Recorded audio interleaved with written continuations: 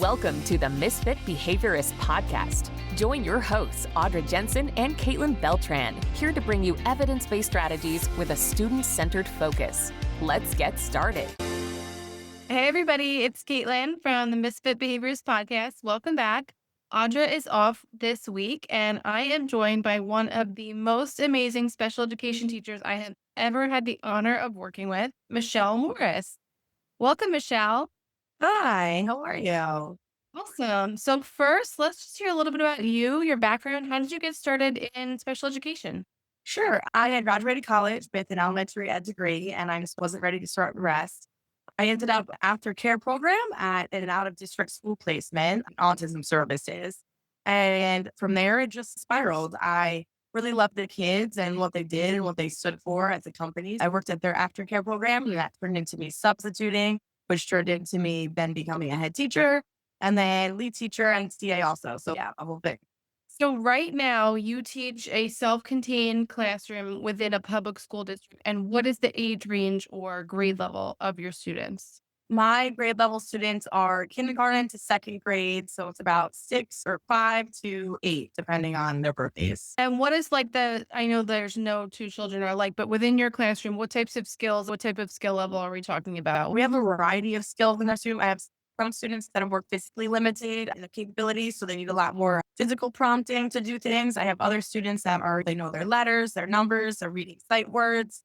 Most of my students are nonverbal or have limited verbal ability. So they have a device that they use to communicate. Yeah, they're really good. And socially is where I think, and behaviorally is where my students probably need the most support. That is what probably most of our listeners are resonating with right now. So let's jump into some of the tips you put together. I think you came up with 4 tips that you knew when you started teaching self-contained. So what is your top number 1 tip that every self-contained teacher going into this should know? My number 1 tip is to be flexible.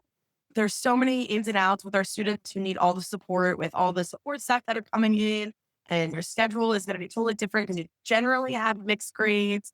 Be flexible. Our students, their behaviors are sometimes unpredictable, or you don't necessarily know when it's coming. You might plan for a group and that group gets derailed because some student decides to scream or engage in some disruptive behaviors, and that totally impedes your group. But you know what? That's okay.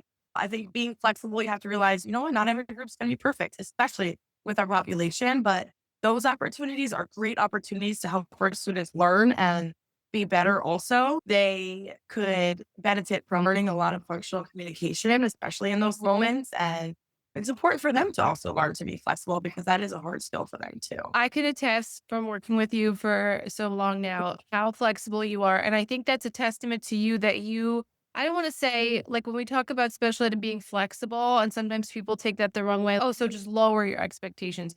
And I think it's more about reframing because there's been so many times where I've debriefed with you at the end of the day or the end of the week. I said, oh, yesterday's group was a little wild. It started off this way, and then this happened.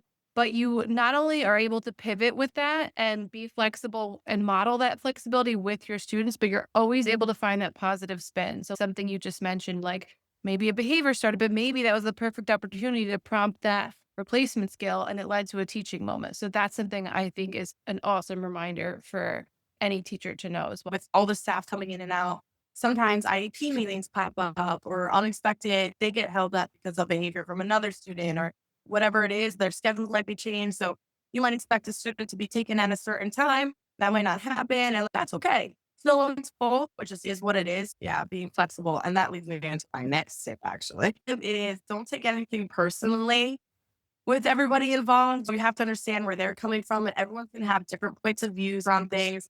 Just remember that you're the teacher and don't take anything personally from staff or even students. Sometimes those students have those nagging behaviors that dig at you, and you just have to take a deep breath and not take it personally. You may have a staff member come in and say, hey, why didn't you try using this? Or why are you using this type of tool to help the student? Like I told you, you know what?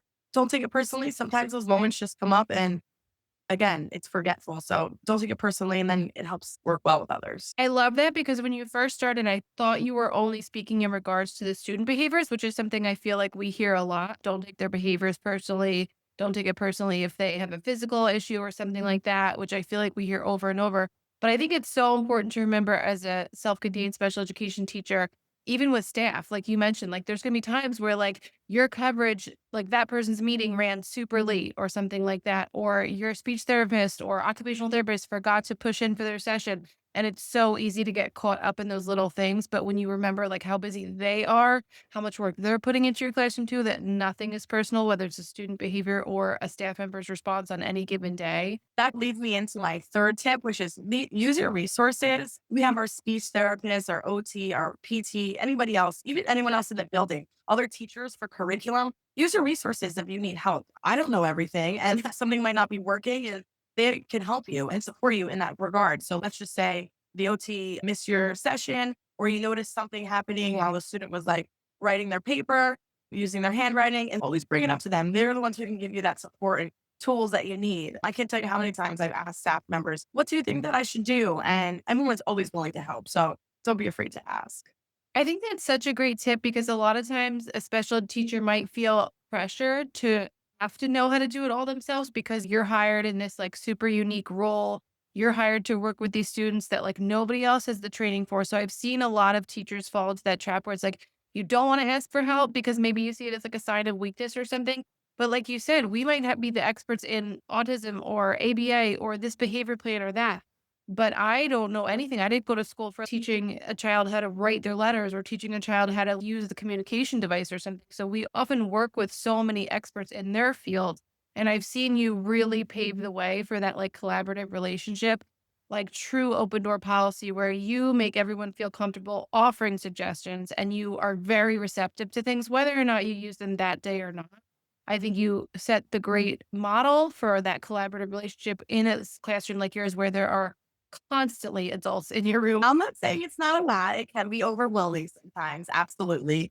But we're ultimately here for the students. And I can't do the best by them because I don't know everything. Use those resources to help you.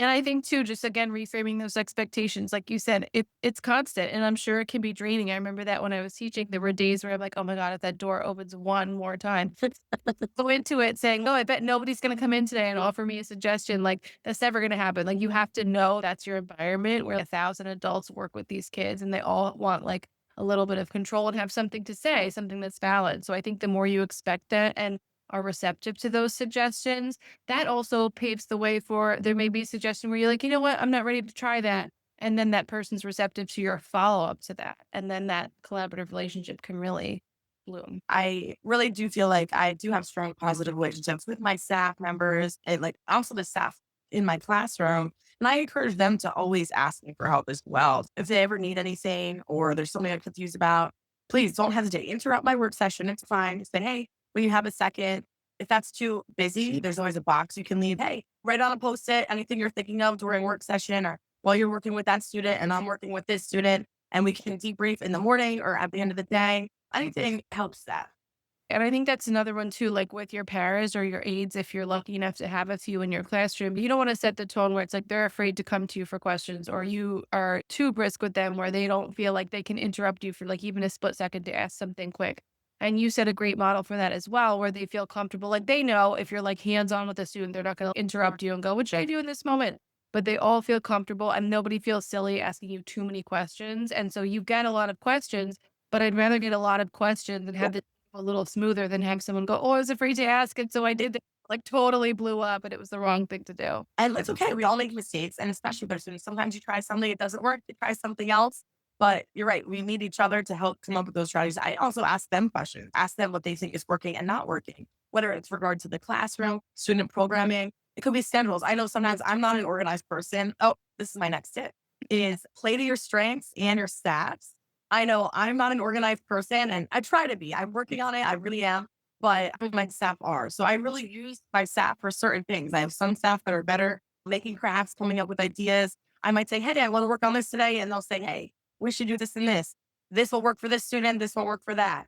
Also, some staff are better at running certain things, like do an activity schedule in my classroom. Some paras might be better with a certain student versus another student. So again, I play to their strengths. And, you know, if we're going outside and I need someone who's going to be able to chase my students, I pair them with that para.